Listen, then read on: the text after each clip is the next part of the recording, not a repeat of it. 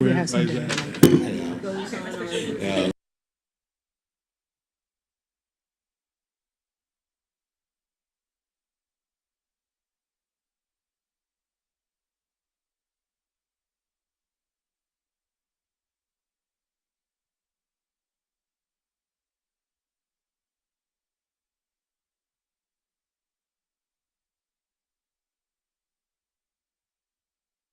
Do a show and tell out to the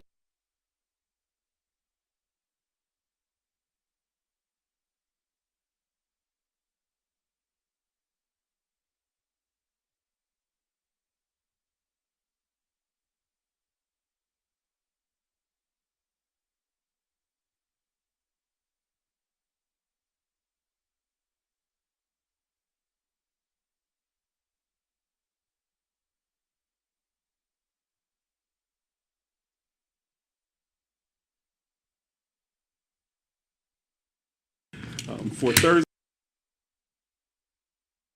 by Pastor Graham Yost. And pledge of allegiance, Mr. Myers is not here, Tucson, but he'll have that.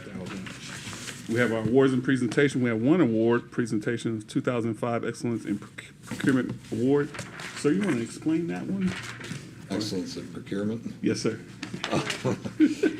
I can do it, Mr. Well, Mayor. I mean, yeah, go ahead. Yeah, just real quick, and Helen's Oh, here too. there's- so- Oh, there she is. Yeah, let have Helen do it. Yes. Yeah. Hey. From the source. Yes. Good afternoon. My name is Helen Lee. I'm the Chief Procurement Officer for the city. This is our third year receiving the NPI's National Procurement Institute's Excellence in Procurement Awards. We applied for it back in May. We applied over several categories that qualify us. I believe we're one of 200 agencies in the United States to receive it this year. And we're very happy to have it received. This is our third year in a row. Excellent. Thank you so much. And Mr. Mayor, members of council, this is a very prestigious award. Like Ms. Lee said, there's not many agencies that are awarded this certificate, and it takes a lot of work. It's not just an application. Helen and her team have to do a lot of work and meet a lot of standards in order to qualify for this award, so it's a pretty prestigious one. Thank you. Thank you very much. Congratulations. Thank you. Does the whole team get a day off? Does that come with the award? Is there like monetary thing, Monitoring. Yeah. huh? Bragging rights. They, Bragging rights. they get to keep their jobs. so. They're like a, I don't know, fantasy football procurement league that they want, like, we want that team next year, you know? Like that one. Yeah. Then we go to our city manager report, sir. Well, Mr. Mayor, I don't have one yet, but I will by Thursday. Yes, sir. Since I just got home, so. I know you're tired. Unacceptable. And we'll progress on. We have item number 3, resolution 2025-068, staff report, Ms. Fassar. Mr. Mayor, members of council, this item will conclude an approximately 2-year effort to develop an airport master plan update. And our consultant is here with us Look today. through the settings here just to see if there's. Oh, they can hear you. Our consultant is here with us today, Kaufman and Associates, and they have a presentation prepared for you to provide an overview of what we've been up to for the last year to 2 years. So I will hand it off to Chandra Burks from Kaufman and Associates. Hi, good afternoon. Adjust this. All right, thanks, Sharon. So my name is Chandra Burks. I'm with Kaufman Associates. We are an airport planning company. I've also got Matt Quick with me. The city contracted with us back in 2023 to prepare an update to the airport master plan. So now we are in the final stages of this process, and I'm ready to share an overview of the plan with you and ultimately request your approval of the plan in the coming days. So as far as the purpose of a master plan goes, the master plan is a long-range study that considers what the airport could look like over the next 20 years. It's intended to serve as a visioning document for the city, as well as a guide to aid in decision-making that the city does each year with the FAA, with ADOT, and with Fort Huachuca as well. And that is specifically where airport development is concerned. So to do this, we start by evaluating local, regional, and national trends in aviation, and we use those to develop aviation demand forecasts. These forecasts are very important. They're one of two elements that the FAA has to approve as part of the master plan. And they also serve as the foundation for the remainder of the study and help us to identify the facility needs and future capital projects. And then the master plan culminates in an airport layout plan, or an ALP, as we call it. This is a drawing set that the FAA also has to approve. So this is that second component of the master plan that is submitted to the FAA for their review and approval. This is the technical drawing set that the city will refer to, along with the on-call engineer, FAA, and ADOT, as you move through capital projects in the coming years. As far as the master plan process, it's divided into 3 phases, which you can see outlined here. Each phase builds on a previous phase, using that information to then ultimately arrive at an overall recommendation for the airport's long-term development. As I mentioned, we started this study back in 2023, and we held our first Planning Advisory Committee meeting, or PAC as we call it. This committee was formed to review study documents and provide feedback throughout the process.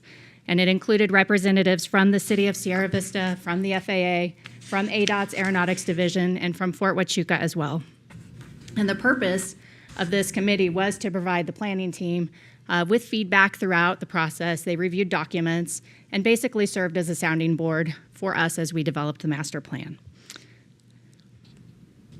As I mentioned, we started this process back in 2023. We held our first PAC meeting on December 4th, which you can see here on this graphic.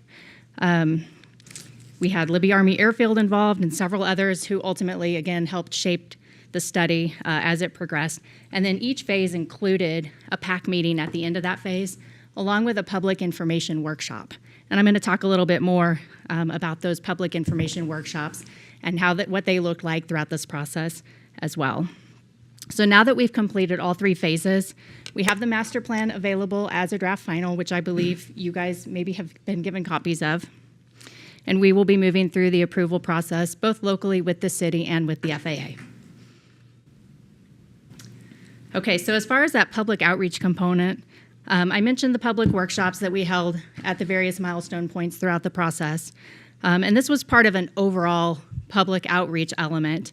Our intention from the beginning has been to be very transparent through the master planning process, with ample opportunities for the public to provide feedback and weigh in on the master plan as it was developed. So to facilitate that, we launched a project-specific website, sierravista.airportstudy.net. All of the study materials were housed on that website so that people could download them, review them, and then ultimately provide comments and feedback as well. So in addition to the 4 PAC meetings that we held, we also had 3 public information workshops. These were all set up in an open house format, an informal meeting where we had various display stations or information stations set up here, and people could drop in and visit with us, the planning team, and speak one-on-one or in small groups. And we actually had a really good turnout at each of these meetings as well. As far as the key outcomes of the study, this master plan is a fairly sizable technical document, but there are a few areas that are particularly important, and I have some slides to share. I'm going to keep it pretty high level about each of these areas, but those are the forecast for future aviation demand, the determination of a critical aircraft, which is important for determining facility needs at the airport. The planning standards that need to be met are also reliant on that critical aircraft determination, and then the recommended development concept and the airport layout plan, or ALP, and then we conclude with a capital program, which is each of the projects that are depicted on that plan broken out individually and cost estimates assigned. For the forecast, there's 2 main demand segments that we look at. One is the number of aircraft that are based at the airport, and the other is the total number of annual operations. So we had really good baseline data to work with. That's not always the case at general aviation airports, but since there is a tower at Sierra Vista, we were able to utilize a lot of that information as well as records that the city kept as well. So to determine the future growth potential at the airport, we rely primarily on historic trends that we see at the airport, and then future trends that the FAA is predicting to occur on a national level. So for based aircraft, we are anticipating growth, which you can see on this chart here, up from 61 based aircraft in the base year of 2023, up to 75 by the end of the 20-year planning period. This, of course, is going to be dependent on hangar development, but this type of growth in based aircraft is very much in line with what the FAA is expecting to occur on a national level. All right, as far as the annual operations go, an operation is a takeoff or a landing. And we are, again, anticipating a growth trend over the next 20 years in annual operations. Much of the activity at the airport, as you all are well aware, is dominated by military operations, and we don't typically forecast for that type of activity just due to the unpredictable nature and changing missions and so forth. So what you see here with an increase in military is the historic 5-year average. And so that's what we've put in for each of the forecast years in terms of military operations. Can I interrupt for a second? Yes. Can we ask questions during the brief, or do you want us to hold questions? Oh, sure, go until ahead. afterwards? I'm sorry, I should have mentioned that. Okay. So are the, each event, are those actual touchdowns, or are they low approaches? So everything that comes across the runway? Everything that lands or takes off is counted as an operation. And low approaches don't count? They might count, they might get registered as a touch and go, Okay. which would be a local operation.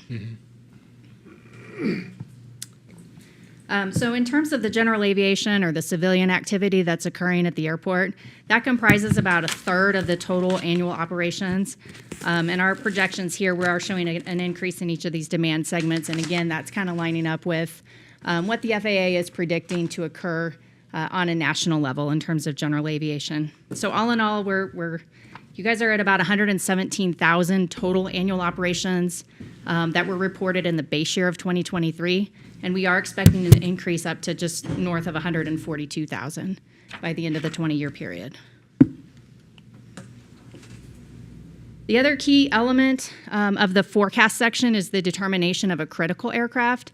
So this is defined as the most physically demanding aircraft that operates at the airport at least 500 times per year. And that's the FAA's definition of a critical aircraft. So since the airport is joint use with both military and civilian activity, it's a little bit different than what we would normally do with a general aviation airport.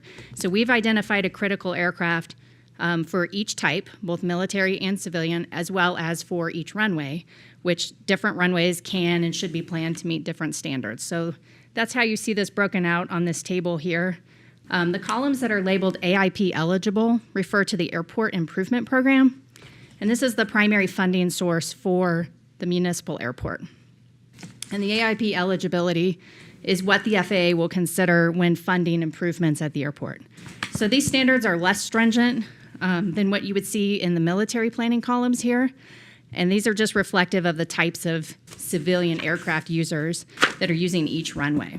So in essence, each runway should be designed to meet the military's needs, as they are the most physically demanding aircraft that are operating. But there is a civilian aircraft factor that the FAA will evaluate when determining future funding for projects at the airport.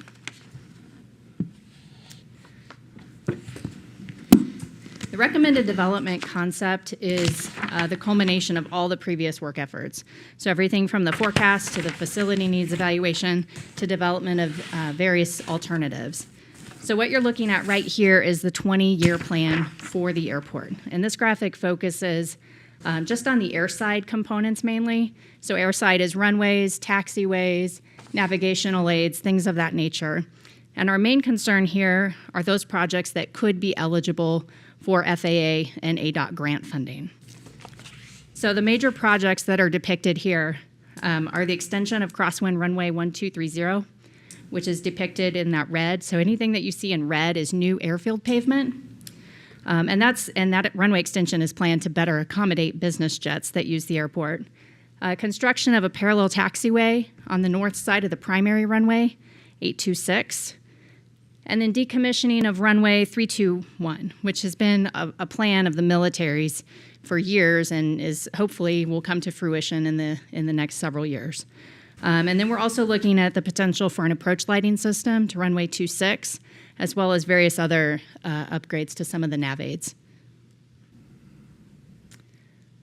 All right, this is the recommended landside development concept. So the landside refers to basically everything that isn't runways and taxiways. So your terminal building, your hangars, your aircraft parking aprons, tie downs for aircraft parking, things of that nature. There's not a lot of room left to develop on the airport's current footprint. In fact, I think there's only about 10 acres or so. And that area, which is shaded in orange here, is being set aside for future spaceport development. So because of this limited development area that you all have to work with, the plan is to acquire about 200 acres north of Airport Avenue, with that land developed both for aviation and non-aviation uses. So we're showing construction of several different hangars. The hangars are depicted with the yellow rooftops. Again, the red depicts airfield pavement. So in this case, we're looking at taxi lanes and aprons. So we've got quite a few hangars here on the south side of that parcel along Airport Avenue. The west side of this parcel has been set aside for helicopter facilities and the potential for a vertiport. And then that central area is being set aside for future non-aeronautical development. So this is development that could serve to generate revenue for the airport. It's intended to be used or to be developed with uses that are compatible with airport operations. So this would be like an industrial park or manufacturing facilities, things of that nature. The capital program is kind of the last phase of this document. All of the projects are taken out, broken out individually, and prioritized based on need. And then the airport's on-call engineer also developed cost estimates for us. The program is divided into 3 phases. The short-term phase covers years 1 through 5, and it consists mainly of safety-related and maintenance-related projects, so like pavement rehab, fixing some taxiway geometry issues. In all, the short term is estimated to cost about $4.9 million, and most of that is eligible for federal or state grant funding. I got a question on this slide. So the airport sponsor is Fort Huachuca and City of Sierra Vista, right? When I say airport sponsor, I mean the city of Sierra Vista, Not Fort Huachuca. not Fort Huachuca. So we have a $400,000 bill. So we have several bills in 2026. So are those already in the budget for this year? And these values are, so we're ready to move ahead when this is approved. And so none of that shared. So is any of this shared on this slide with Fort Huachuca? On the Libby side, or is this only Not on on the this- civil side? This is, the majority of the capital program is the civil side. There are 1 or 2 projects that would be the responsibility of Fort Huachuca. Those are listed there, but they don't have a cost assigned for the Are airport they sponsor. necessarily even part of this plan for what? Well, yeah, like the closure of runway 321, that is listed in the CIP, but that cost is assumed to be the fort's. Okay. Thank you. Is the, I'm sorry, I have a question too. Is the potential work we have to do on the sewer extension going to be listed as a capital? Mr. Mayor Pro Tem Humphrey. So the sewer is separate because it's based on the ongoing economic development efforts at the airport. It would not be eligible for what we call AIP funding through the FAA. Utilities are not eligible. So there would be no real reason to include it in this plan because it's not going to be eligible for FAA grant funding. We can only include that particular pot in this, like that's, like from the aviation fund at the state level, we can't include any potential projects. Mr. Mayor, Councilwoman Humphrey, it doesn't mean that we can't go after additional pots of funding. It doesn't need to be in this master plan for us to do that. But if we're pursuing AIP funds, it needs to be on what's called our airport layout plan, which it flows from this master plan. Okay. It gets confusing because it's different pots of money. Okay. No, I understand Caroline, that. where, but where is the sewer that you're talking about? well, Well, it goes from there. yeah, we come down from Currently which is doesn't the city exist. side. Yeah, it's They'll imaginary. follow Airport Road and meet up with the Ford sewer line that runs down Oh, okay. the highway. Mm. Okay, We so can't along afford there. it. So. Like Now, an it's- imagine. But it's a good question, because when you're talking about the 200 acres and future development, Yeah. which we'd like to see here, which has airport improvements, you still have to have the sewer line. And is So- it like the Future tip growth. where if we include a project, it would still help us get funding elsewhere if it's in here? Not necessarily in this case. It's something that we could take a look at, but we're already pursuing that effort separate from our existing master plan that we're in right now, because again, utilities aren't going to be eligible for the FAA funding. So will the utilities become a long pole for any of the short-term or midterm improvements? For example, the hangars? Are the sewer lines required before we be able to put those hangars in to the north of Airport, was it Airport Road? Yeah, I would say essentially for the development of the 203 acres, the answer to that would likely be yes. Okay. To be able to facilitate that development. The site as it exists right now is on septic. And although less than ideal from a development perspective, it does work. The problem is growth, and you lose a lot of space to a septic leach field that you could otherwise develop and make money off of, but you can't do anything with it because you have a leach field there. Also, the sewer is necessary for water use or reclaimed water purposes, which can help us in any environmental or NEPA processes that we go through. The water can be collected and then put into the Fort's system, and they actually need the effluent to help operate their system. Yeah, 'cause, do they still have to like water down that one runway, the dirt one, or the? Carol told me this was years ago, so I can't remember. But she's like, we have to go out there and squirt it all the time. Fortunately, we do not have any dirt runways. Okay. Although Carol would have argued that 321 is getting there fast, and that's why they want to decommission it down to a taxiway. It also doesn't meet Oh yeah. standards from other perspectives, which is why the Fort is looking to decommission 321. That's maybe what I'm thinking of.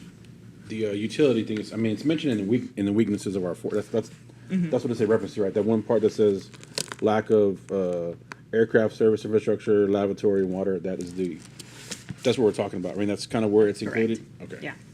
So how come those aren't included in the plan?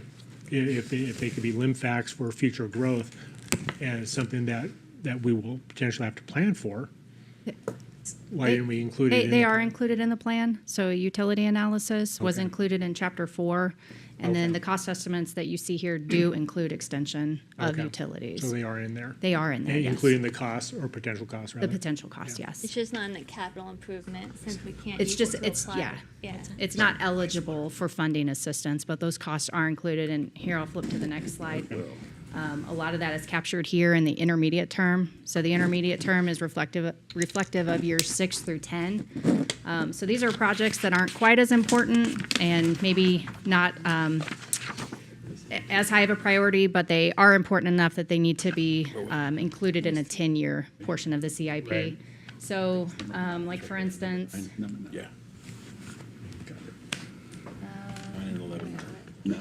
Number 8 would be an example. so that's to the spaceport area, but 12 and 13, taxi lane construction, and then project 15 is the one that I'm thinking of. It's got about a $10.8 million price tag, and that's construction. It's labeled as constructing access roads to serve the non-aeronautical portion, but it does include the cost of some utility extension as well. And you can see that cost is all under the airport sponsor column because it's not an AIP eligible cost.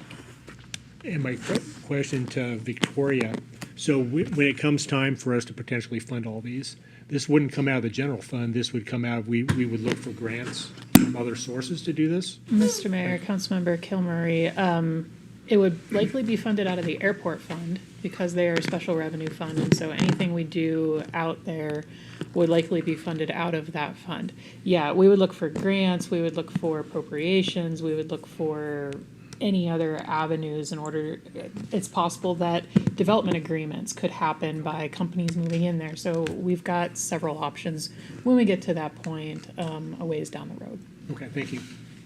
Yeah, and one thing to keep in mind too with this capital improvement program is this is very much a point in time analysis. This gets updated every year by city staff in coordination with the FAA and ADOT, and the Fort, I believe is involved as well. So these projects will shift in priority. Some new ones may be added, some of these may be dropped off. What we're showing here, like I said, is just kind of here's what it looks like today, right now. So as far as the intermediate term goes, it's about a $35.5 million program for years 6 through 10. About $12.4 million of that is considered to be a local responsibility. And again, much of that is focused on that north side parcel that would be developed for non-aeronautical use. And then the long term is years 11 through 20, and in some cases, even beyond 20 years. These are projects that aren't as critical, or maybe the need hasn't been justified yet.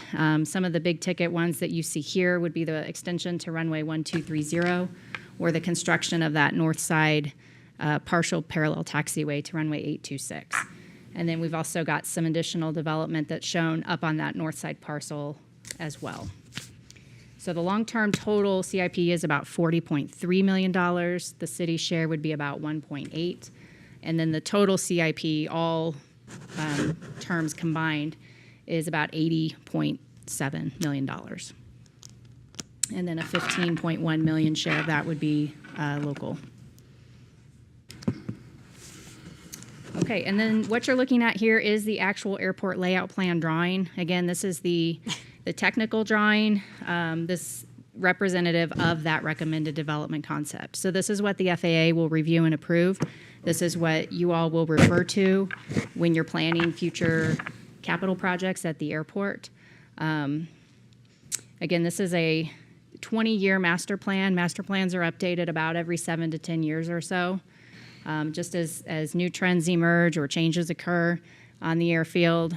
And it is important, and I think Sharon mentioned it too, any project that you do want to request funding assistance for has to be depicted on this ALP. So if it's not on the drawing, the FAA won't even consider it. You also have to provide justification to the FAA before proceeding with a project. But nobody is under any obligation. The city is under no obligation to pursue a project. FAA and ADOT are under no obligation to fund a project. Really, this is just a long-term plan. Yeah, we know. We're familiar with there's no obligation to fund it. Yeah. Don't get your hopes up. So as far as the next steps go, I'm happy to answer any questions. Matt can also jump in and answer some questions.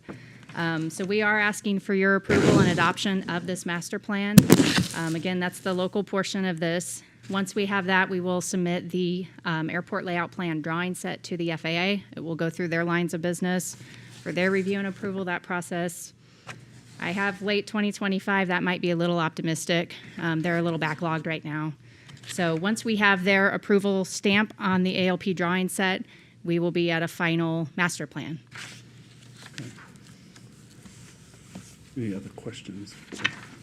Does the previous slide reside at the airport right now? Like a 10-foot by 10-foot print of that or something like that? What are you asking? I'm This sorry. huge slide, like the actual 20-year with all the projects on it.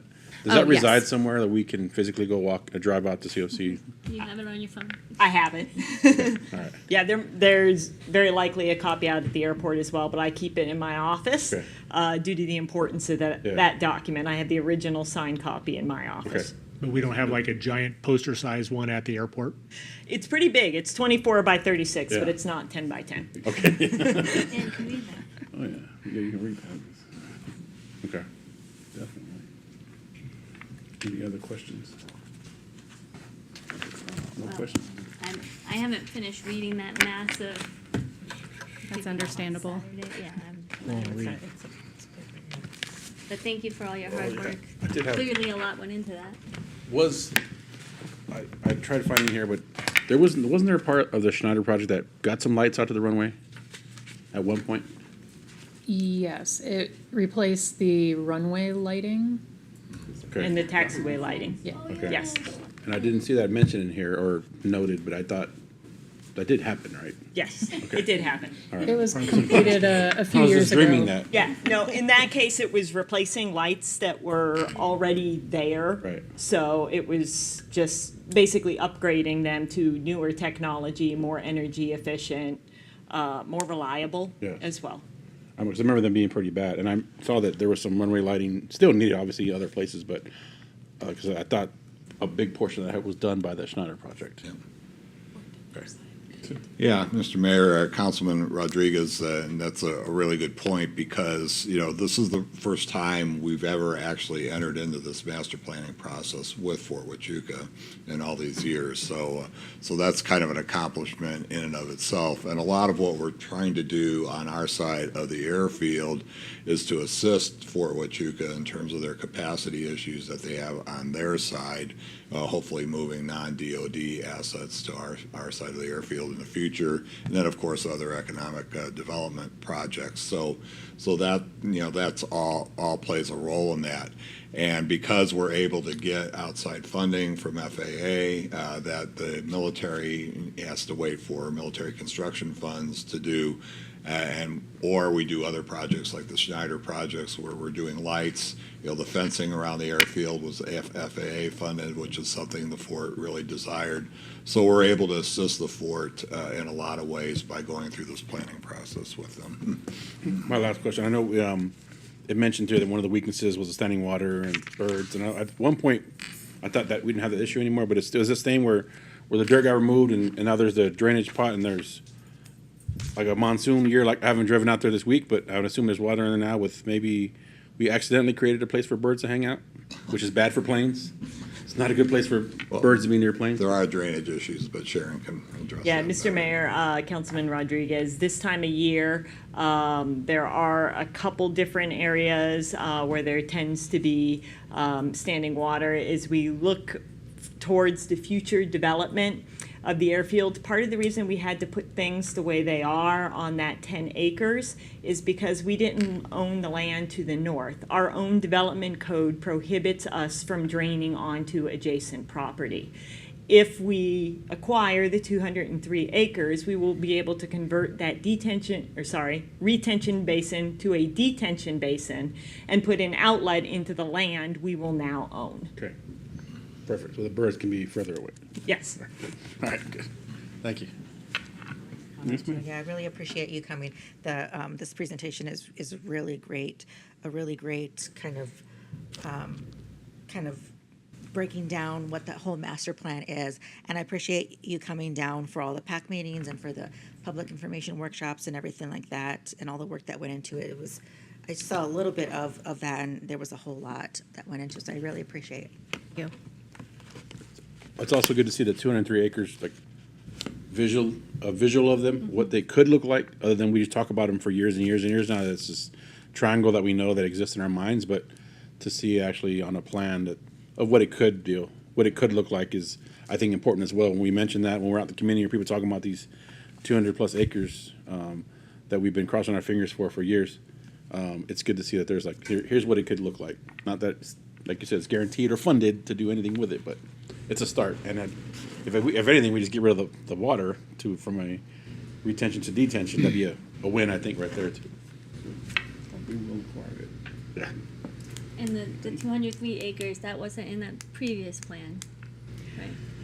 I believe it was alluded to, but this time it is specifically a part of the plan along with a very preliminary development concept, because we wanted to make sure, as Chandra mentioned, this is a 20-year planning horizon, but this is updated every 10 years. We'd certainly hope that 10 years from now, something's happening on the 203 acres. So we wanted to make sure our bases were covered because, as she mentioned, if it's not in here, if it's not on the ALP, it's not happening with FAA funds. One more thing. Yes. Since we have all the airport people here that know a lot about airports. Since our regional service ended in 2007, let's say looking forward in the future, for some reason, we have a huge need for regional service to come back down to Sierra Vista. What would that entail license-wise? How long does that take? What's the process? FFA, I mean, FAA. I've heard things like we're too close to Tucson now, and that's a no. But Yeah, that's probably your biggest challenge right now is that, you know, Tucson isn't that far down the road. And really it's up to the airlines and where they're willing to go and is it profitable for them.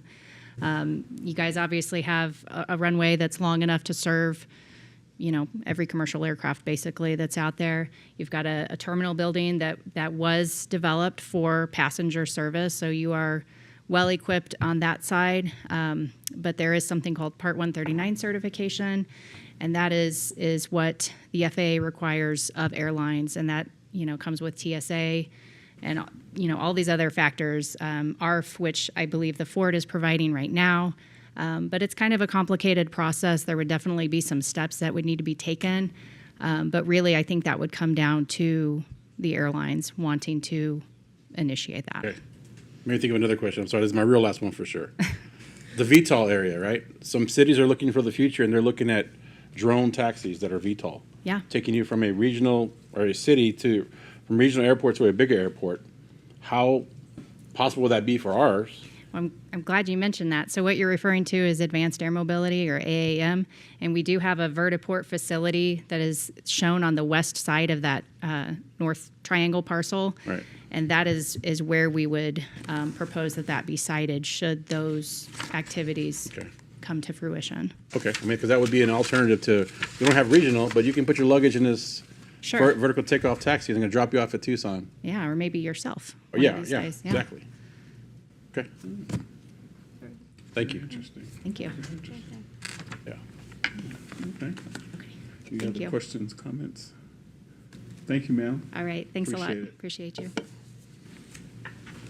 And we go to item number 4, resolution 2025-069. Staff report. Mr. Mayor, did we skip number 2? The consent I had a agenda? question on the consent agenda. Yeah, we're voting on it Thursday. I didn't say nothing about it. Yeah, we should because there was no staff report, but you have a question. Oh, is that what it was? Yeah. We didn't have the staff. Yeah, so I had a question about it. Oh, go ahead. Let me find my question. Oh, yeah, Mr. Mayor, the annexation, not the annexation. Dedication? Nope. Oh, yeah, we're assuming the public road, or the roads from Castle and Cook, and then we're on, I'm sorry, I'm a little bit unorganized here. On 25-065, it looks like we're taking over the roads from Castle and Cook, and we're taking over the deed for, minimal consideration. And then taking over a series of plots throughout the city, like it looks like corners. Okay, Matt. Mr. Mayor, Councilmember Kilmurray, we'll start with the roads. Okay. So typically the process is with a subdivision development or, in this case, ALA project, the developer is responsible for constructing the roads.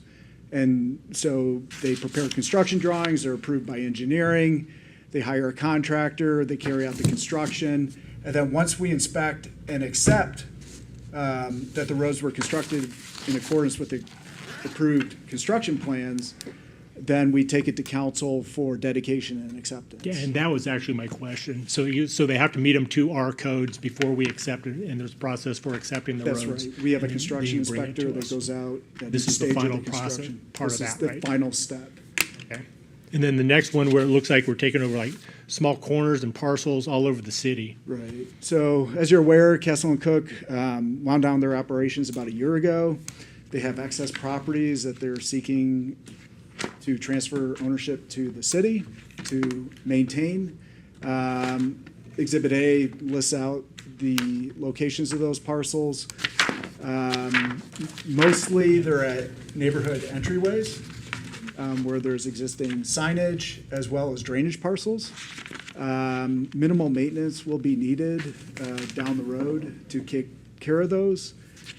We really have no recourse if Kessel and Cook does not maintain, because our normal abatement procedure is to go out and abate, then impose a lien, then ultimately foreclose on that lien and gain ownership of the property. So we're kind of in a bind here. I mean, ideally, they would have had an HOA created that would own and maintain those parcels. Yeah. That wasn't the situation when these subdivisions were developed. And so they're just kind of orphaned now, and they're looking for us to adopt and take care of those properties going forward. Okay, thank you. Well, the alternative, Screw us again. the alternative, yeah, I know. They just got one more in on us, man. The alternative is nobody does anything to them because nobody owns it. The grass grows high and looks horrible. It gets abated. Get the calls. And then Yeah. we get up to the courts and we end up owning it anyway. Yeah. Okay, so now we're kind of, we know it's gonna happen already. It's kind of giving us, instead of us putting us through the process, they're saying, here you go. Yeah, it's just pro forma included into the city, right? That's right. So our city our streets people will have more responsibility now. Area to cut the grass, things like that. Well, I'm trying to recollect if there's grass. I think they're mostly rock in the entryway parcels. Okay. There may be some weeds that pop up that they'll have to be sprayed. Okay. I love the guy who sprays the truck. much additional effort to. I love that hit guy who those sprays weeds out corners. of the window. I love that guy. They look like they're corners of lots that face out to the street, most of them. I did have one more question about it. It was number 67. There's that pipe, the sewer, no, not sewer, the easement that's being built, the 20-foot water easement, right? I haven't got a chance to go out there, but if any of those people have fences that open up to that easement, does that change anything for them, access-wise, or? I believe the easement being requested is within a city dedicated drainage way, Okay, not private property. Right, so And nothing so will it's our change. responsibility. all right. So you know if access would change for them or anything like that? If they have, I don't know if they have gates that open up to a wash or? Jeff was the case planner. Maybe I can ask him to come up. Sorry, Jeff. I'm not familiar with the intricacies. Didn't mean to of put that you on the one. spot, man. Yeah, there will be no access changes at all. It's going to be basically connecting one pump to another pump. Okay. And so they'll just be connecting those two locations together. There'll be no changes to the access Okay. locations. Awesome, thank you. Sir. Just getting back to Castle and Cook and the orphan properties, it's not necessarily a good deal for us, and as Matt said, we kind of have to because it'll be a maintenance issue. A trend. The only good thing I can say about it is it's way better than when Bella Vista Ranches sold out and left us a number of orphan properties to include drainage ways, and that was a far worse deal than this one, no doubt. And you don't predict that any of these are gonna cause us, do we have drainage problems in any of these parcels that we know of? Has that been checked? I presume it's been checked prior to going through the due diligence and all this, right? Yeah, Their time. there will be no drainage issues Yeah. that we'll have to contend with as a result of our ownership, It costs us more than weed killer to kill all the weeds out of those rocks. essentially. You got it. But now, if those are city property, you can no longer put campaign signs there either, so there's not. That's true. You got a good point. Castle and Cook got us again. Yeah. Oh, Yeah, it's not a good deal. Yeah. Okay, thank you. all right. Yeah, Thank you, Kilmer. Thank you, sir.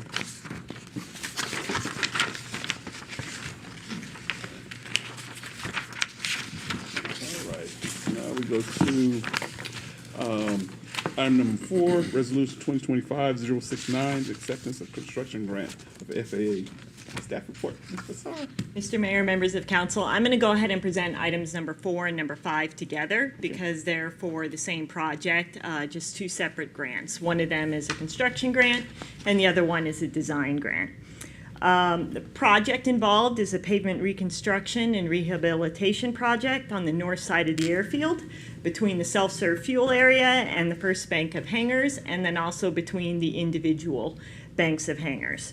The project has been anxiously anticipated by our general aviation community and will help to restore and enhance the pavement condition in these areas. Currently, the pavement is exhibiting signs of distress, including raveling. The raveling can release aggregate, which can lead to aircraft damage, including chipped propellers, which is why this is important to them. The Federal Aviation Administration has determined the project is eligible for federal funding and has extended grant offers to the city, which will cover about 91% of the project costs for both. And as a side note, this is the value of the master planning effort, which was presented in item number 3. This is what makes us eligible for 91% federal cost share on these types of projects. The Arizona Department of Transportation is also expected to offer a state grant, which will contribute about 4.5% of the project cost, leaving the city only 4.5% of the project, which totals a little less than $20,000 for the two grants combined. If approved, work is expected to begin later this fall. I'd be happy to answer any questions. Do you do the work in-house? Mr. Mayor, Councilman Kilmurray, no, we do not. This is contracted work. Part of that is it has to meet all the federal standards since it is federal money paying for it. Thank you. It was good to see the presentation earlier. They talked about, I had my notes, so they kind of matched up, that runway 826 and 1230 are AIP eligible, so these grants are AIP grants. That's correct. Quick question about the airport too. When it comes to you talk about propellers and stuff, did we ever get that rock Zamboni, like, thing that they ordered instead of sweeping? And Yeah, Mr. Mayor, Councilman Rodriguez, yes, we have received a new airport sweeper. We had a sweeper before. The transmission went bad on that sweeper, so we had no sweeping capability for a time. And that sweeper was a little oversized for these areas anyhow. It didn't fit well in between the banks of hangars. It was great for the taxiways and runways where you could just make a straight shot. Not so good for making hairpin turns. So the new sweeper is right-sized for fitting in between the hangars, which is a big concern for our pilots, and that sweeper is operating. awesome. Thank you. Any other questions? Comment. Yes, ma'am. Yeah, it's great to see these grants, and I know that there was a lot, people were anxiously anticipating this project to happen, so I think it's great to see, and then I think it was very timely that we had the airport people here to go over that stuff, so everything kind of ties together, so, yeah, that's great news, and looking forward to seeing that. All right, no more questions, comments? And we did 2025-070. We have a call to the public and comments from the council. And on tonight, we have the discussion of implementation plan, our strategic leadership plan, ma'am. Thank you, Mr. Mayor, and members of council. So this is the next step in your strategic planning process, starting back when you updated your strategic plan earlier this year and then adopted your new strategic plan in April, I believe. And so your fiscal year 26-27 plan started on July 1st. And so staff's first task is to produce this plan for you, which is our high-level description of how staff are going to go about achieving these initiatives and objectives. And this is your opportunity to review and discuss that plan and provide any course correction or feedback you might have for us on how we propose to fulfill your objectives. So staff are here and open to any feedback. Excellent. The feedback on the strategic plan. We kind of talked about that question before. Is numbering and lettering is just it can be confusing for people because people have made the comments. I know you mentioned somebody approached you and said, "Why is this year not number one priority when the number one is not really the number one?" It's just how we Differentiate. I thought, can we just put it in no particular order, like a little parentheses that says that. I don't know what's the easiest way to get over this That's hill. on the, on the Mayor overall and members street. of council, so you might recall, the word priority came from Councilmember Johnson, who just wanted to call them something different. We could easily change the word priority back to, I believe they were called either objectives or initiatives before. We could easily just change the word. We could also letter them, we could, mix them up. Greg, It is come on, completely up Greg. to you. Greg's gonna come punch me in my sleep tonight. I know he is. Rest his soul, Greg. But But I think for confusion's sake, people would ask me. I know they've asked you, Ken, Yeah. or you. I think you even had the It's same actually question. my question. Yeah. About it, because I was thinking, if I'm looking at something very low on the priority list, is that even worth pushing? But you explained to me, it's actually not priority. For example, water, where water falls in our priorities, it's a linchpin to everything we do from economic growth. We simply had a council member who wanted to call it something different in a previous plan, so that could easily be changed if council would prefer something This is different. like a military evaluation where it starts off this way and it makes 5 changes and it comes back to the same one it started with. And I hate that, but I think But that's where words we're. have meanings, They do. and we need to stick to that. So we should. Yeah, Priority's not the right word for those. it's misleading. I like objective myself. Objective Was is it fine. initiatives and then the breakdown to deal with it was objectives by like how staff was gonna, tackle each initiative? Was that how it was? I don't remember. Either way. Mayor Pro Objective- Tem Umflett, I don't believe that there was that level of thought put into it. I think I remember That- those words being used. there was just the desire to call them something different than what they were previously called. So they could either both be initiatives, we could change priority to objective and then have sub-initiatives under those objectives. That's clearer. That's clear. I mean, that's clearer. For the airport. It won't- I'm not trying to make any more work for anybody because they've been working on this so hard, but It is no work at all to change it to objective. Consensus of the council, changes to objectives? Excellent. Duly noted and will happen. All right. Any more comments on item number Charlie? No, item number Bravo. All right. Now we go to item number Charlie, discussion on mayor and council email procedures. Ma'am? Thank you, Mr. Mayor, members of council. So a little bit of history on this one. Many, many years ago, the mayor and council email, and so just so you know, we have 2 emails. The mayor and council email, we're talking about the public-facing email to the community. We use a separate email internally when we want to email all of council, so it doesn't all go to that email that the public uses too. So the mayor and council email long ago just went to several staff members and council didn't see those emails. And the staff members would review them and make sure they went to relevant staff and that an answer was given to whomever emailed. Several years ago, it was Councilmember Pacheco who requested that we have a different protocol in place. And so she requested that all of council would start seeing those emails that go to the mayor and council email. And so we made that change. But at that time, we didn't really determine a protocol for how those emails would be answered. And so the request was made to put it on your agenda so you could discuss and decide what protocol you would like to have followed for those emails. Because I know there are several emails and we've gotten a number of questions over the year about ones that have not been answered or so forth. And so you have several options. If you don't want to continue seeing those emails, staff could, they already go to several staff members. We could go back to that and send the emails to relevant staff members and have it responded to. The email would always go into the council reading room so you could see it. We could continue as we are now and have the staff direct the emails to the relevant staff members for responses. Responses go in the council reading room. Or staff could draft responses or information points that would then go to a person the council would designate to respond on behalf of council. If there's any other options that I didn't suggest, it is your email address and we're open to anything that you decide. I think the only thing I would see differently, because I think we should be as accessible as possible, and that's probably the easiest way to do that.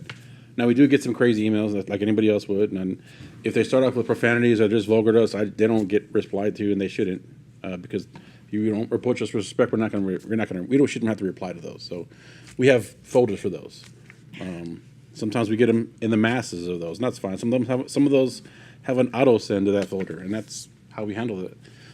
But I guess the only thing I think would be missing, in my opinion, is maybe if one falls through the crack and we thought someone answered and they didn't answer it, or we thought it was fully answered and it wasn't. I'm not trying to create a huge tracking system here, but it's something, hey, this email was sent, nobody replied to it. Is there, just so we know, like, hey, nobody replied to this email. That's the only problem I think we have is, In the past, it was always Rick because yeah, that's what he was did. here like, Yeah. all the time. That's Yeah, what he was doing. that is the Yes. crux of the problem, Councilmember Rodriguez. That some might fall through the cracks. Which obviously happens unintentionally, but Yeah, and it depends on who, different mayors have handled it differently. Mayor Mueller was there 12 years. He would sit there and pound out responses, and nobody needed to worry about that. And he I'm would not come in saying that every Mayor morning and McCaw, do you that. need to do that, but because staff can certainly do that, And I for don't you think any of us guys. want staff to do any more than they already do for us, and I don't think that's the answer either, or my opinion either. Right, because the public thinks they're contacting mayor and council when they use that email. So And I appreciate when it's obviously when y'all see an email that you know exactly, oh, that's probably better answered by someone on the staff, Right. and it gets directed and they answer it and it's sent and that's perfect. But I think it's just since we don't all sit together every day, Right. like, hey, did you get this? Did you answer Yeah, that? a lot And of times- we can't send that email. We can't talk to each other that way either. Like, we send it to staff, and they'll be like, "Oh, like 3 people already sent this to me." Like, oh, okay. Yeah, a member of the public, though, will send you guys the email to your address. They're expecting an elected official response to that. Now, certainly, we can provide assistance in terms of answering that. So it could go to the mayor, and sent out under his, tagline or whatever.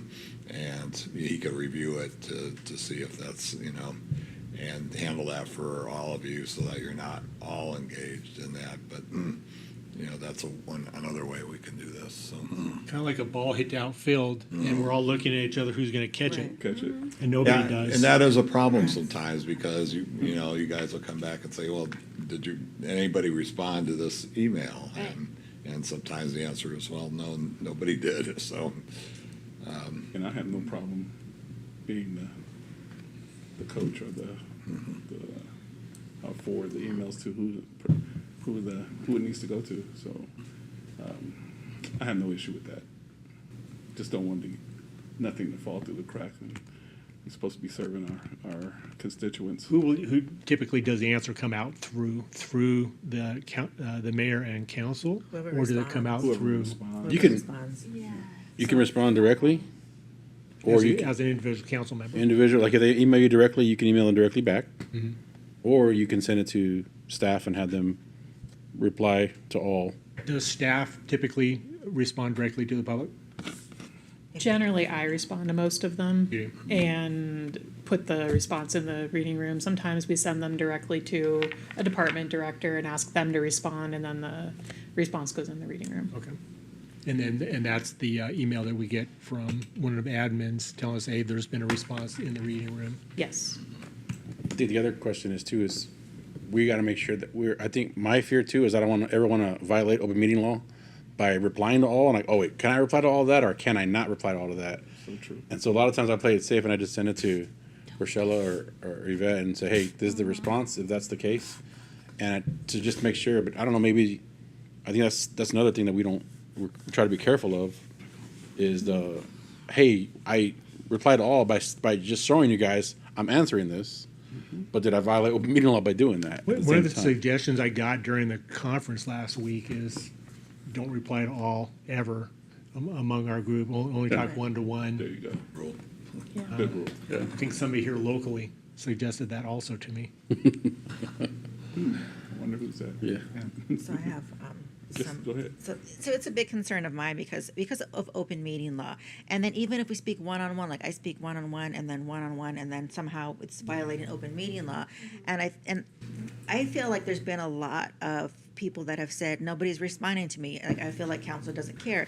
Council's ignoring me, things like that. And when they respond directly to your email, you can respond to them. But when it's council, it's mayor and council, only mayor and council get it. Nobody else gets it unless we forward it or we share it. And so I think that we don't know like who's going to respond to it. So I feel like there needs to be some sort of process or something that's consistent.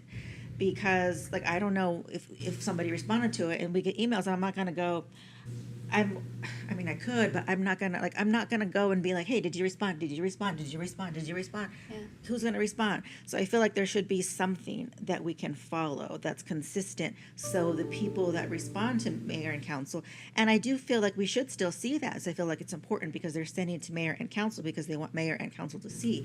So I think that part is good. But as far as having some sort of response, I feel like that's the thing, and not knowing who's gonna do it. Who's gonna do it? Somebody needs to do it. You guys see the mayor and, So, are you guys on that list? No, we are not on it, but Yvette and Rochelle both are. They both are? And I think Jen is too still. Okay. And they forward it to you. Okay. so even like if you email like a company, it's like, oh, we got your email, but we'll respond to you. We'll be with you when we can, or whatever. Some sort of generic email. That way, at least people feel like, oh, it's received, it's acknowledged, it's not lost somewhere, or someone's not ignoring it, or I'm not on like the bad list where they're not going to respond to me until it gets to whoever needs to or whatever. I don't know. And I feel like if each council member wants to respond to it from their own, that's great too. I mean, I think it's great for the public to hear people's thoughts or whatever, but we don't know who and when and how it's going to happen. So I feel like it's important to figure that out and have it somewhere. You mean like an auto reply that comes to someone every time they email, like they get an auto reply? Maybe. I mean, it's just because that gives a confirmation that it was received. So I think that is good. And then that way it's received, it's going to be taken care of. And then it'll go through whatever process, whoever it needs to go to. Like, I don't know. But something, so they know that they're being heard and it's being worked on. That's the hardest part. Like, I mean, I don't know, my phone, if I don't respond to someone's text, it says, hey, this person sent you a text 5 days ago, you didn't reply. Right. And I wish there were that same technology, but when you have Yeah. a shared makes it email difficult, box, yeah. it makes it difficult. Because it would be nice to have, say, hey, this was sent 7 days ago and has not been replied to by anyone, but I don't know if that's possible via our email. There's no way to check. I don't think if it was. What Mayor Mueller would do is, in the morning, when he would respond, he would then, I don't know if he sent it through admin or just CC'd us on the response, but we would be shared the response that he would send. Right. And then we would do the same. If we were responding to that, we shared it. And we just did it, and I don't So should the remember. protocol then, if we respond, do we also CC a staff member that can send it out for us so that Yeah, we is don't get in what he trouble? did? How did we see it after? Mayor Mueller would either respond directly, and I don't know if he blind copied or that's what we just did. copied the rest of council members. I think he blind copied council members, or he would forward it to a staff member to get more information, and that staff member would provide information back to him, and then he would craft a response back to them. Once in a while, he would forward an email and say, could you respond back to the person for me? But yeah, we were all in the loop. on There was stuff in the responses. reading room too that would show. We would get I think we would get like an reading room Notification. notification that, and then Oh, we could yeah. see that response that it was done. So, I think it wasn't me, but I think someone complained we were getting too many emails about notifications for the reading room. That's why they stopped. Oh, okay. Well, Yeah. I mean, That was happening. so I don't my mind freak too. emails, but if you could be the backup, Yeah. Well, basically, the direction we need, Mr. Mayor, if you're willing to do that, is allow us to review that first, make sure we get and we can get you a draft response or Yeah. whatever, and then, that'd be no problem with me. and then we can And get then you I the can- information you need to respond, then we'll have a protocol to let the rest of the council know that the Yeah. individual was responded to. If I get too overwhelmed, I'll just say, call Ken. He's got the answer. All Yeah, that's not a problem with me. Okay. All right. Okay, I just thought something. What's What if when they click on the mayor and council email, instead of it sending to mayor and council, it just auto populates in the fields the mayor, everyone's individual email address? When an individual. I mean, like, I Because don't, they're trying to send it to everybody, and then we would all get our own copy right. to our own email. But then So if how do we we do know? respond, huh? Then we would have to respond to every single one. But that's who they're sending it to. They're sending it to all of us, and they're So not we getting should- any So response. does that right mean now. that we should start responding to every single mayor and council? No, it would still come up with the whole There would still letting be. everybody know that we Right. responded at all problems. Right. Yeah, okay. it seems like a first world problem that should be easily, like, I we should be know, able to get how this. are other Yeah. cities doing this? I think this might work and cover the situation that you're describing, Carolyn, so All right. we'll see how it works. Yes, sir. So you'll screen him, Mr. Mayor, and send him to staff for more information, and we'll draft a response and send it back to you. And Or Excellent. does he So want we're us to still gonna screen get the originals? or do you want us to screen them? Why don't, I would, yeah, why don't you allow us to screen Yeah. them? I'd rather for you all. to Okay. say. Sounds good. Because I unsubscribed to a marketing email today that was addressed to mayor and council. Thanks. That's probably fine. So, I mean, I don't yeah, it think was a it's. marketing email. Yeah. You get some Sorry, I- interesting emails, let's Yeah. put it that way. I got a free Home Depot card waiting for me. I just gotta pay some money and I'm gonna get it. They wanted my bank account number. You know, it's legit. It does sound legit. Sounds really legit. All right. Hey, could we summarize for me? I lost track of what the final solution was. Oh, fine. So staff are going to screen the mayor and council emails. We'll send them to the respective staff to draft a response. The drafted response will go to the mayor, and the mayor can send it out. And then we'll take that response Put it in the reading. and put it in the reading room. Okay. And Ken wanted to know if we were getting the originals. And we're still getting the originals? Yes, everybody will still get the originals. Okay. And you'll be looking at all the originals and go through that process. Got it. Yep. Thank you. So you could still respond if you, we could still respond if we want to as well. Yeah. All right. Proceed to item number Delta, report on recent trips, meetings, and future meetings. Guess we all went to the, Yes. I to the didn't league go, meet. though. Oh, you didn't go I to the did, league. yeah, I didn't go. Any other? Yeah. any Victoria reports? and I had some follow-up items from the league conference. I think I told, no, I didn't get to tell you about, or did I talk to you this morning about the Navi retail thing? The Navy? Yeah. No. We were gonna talk to Tony about it, have him look into Yeah. it. There are just a couple of things, but, Hotel thing. when I have more to share, yeah, I'll share it with you guys. Yeah, definitely some good ideas. Obviously, like most sessions we sit in, Yes. some pretty relevant stuff. For it being a little bit shorter than normal, it was compressed. There was a day shorter, I think, but it's good. Obviously, I'm always proud of my youth, and I want to thank the parks in the city for supporting them, You did a good job. getting them up there as promised. We're gonna have to amend our thing again because funding was cut for my chaperones or SNAP Ed because the big beautiful bill cut them. So it's awesome for my youth commission. It's great news, right? So so because of that, we're gonna have to redo this agreement again. Oh, Right, I have an interested party that Laura's connected us and say, I think they want to help, but definitely affected us right here in Sierra Vista. So thanks to that bill, that whole part of SNAP Ed's gone, which was supporting the youth council. So I'm not very happy about that, and but I'm not gonna ever let the kids suffer or see any downside of it because we're gonna make it happen no matter what. Just like we did getting them there. They had a great session. They talked to other youth and represented our city well, like they always do. So I'm so happy that they went and looking for them to keep doing it and keep growing. Excellent. And I also wanted to give a shout out to Elizabeth and Ben. Oh, they're in the back. They're in the back. I see the arms. They did such a great job with our table, our stall, our booth, Showcase our showcase of cities. Yeah, with the little putt and they came up with new prizes, so we're not like the cheap city. Is that what you call us? And there was actually like a little line for our table, which I've never seen for Sierra Vista. So good job, guys. I was there when the grandpa's winners were winning their basket. I got to see them, so that was Aw. cool. I forgot what city they're from, but they're from Carefree. Yes, thank you. They're from Carefree, so hopefully they'll bring 100 people from Carefree with them when they come use their gift certificate and things like that. But it's good. So we got a lot of some follow-up things to follow up from that as well.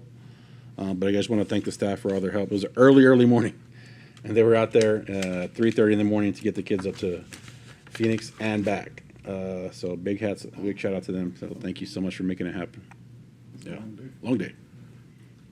Any other reports? Yes, somebody Sir. from the staff kind of whispered in my ear that, one questioning, the value of, what we do at the Showcase of Cities.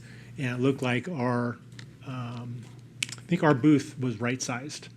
I think it did bring rally. It is going to bring people into the city, and without spending a whole lot of money like some of the other cities did. So, Mesa? Yeah. yeah. Some of them really spent a lot of money. And I question the return on investment of that also. So what, comms and staff did in right-sizing our booth. Thank you. Yeah. Mayor Corey Woods always goes all out. That light up dance floor thing. Yeah. Interesting. LED lights. Sweet. All right. So we go to item number Echo, future discussion items and council request, ma'am. Thank you, Mr. Mayor. I've got two I'm tracking for you right now. We pushed the update on the energy savings project at the Golf Center to the second meeting in September. We didn't have much to update you on that you didn't hear at the Spotlight Breakfast, so we'll have more information then. And then soon we'll have the proposal for the Golf Center, the clubhouse renovations as well. Staff is meeting on that soon. Excellent. Yes, ma'am. Just because I was recently looking at it in the back of our travel folder, I think Rochella or Yvette started putting the administrative directive in the back, and it's kind of outdated. I was wondering if we could look at, and I don't know if it needs it, but maybe like tightening up the spending or policy for us, or just clearing it up. Mr. Mayor, Mayor Pro Tem Umphrey, so staff are currently working on updating that admin directive and the travel policy. We also recognized it was extremely outdated. And so staff are working on that, and because it also applies to council, we will do a presentation on the updated travel policy as soon as it's ready and completed. Thank you. So I will add that to the list. That's perfect. Also, you want to add, Oh, yes. yes.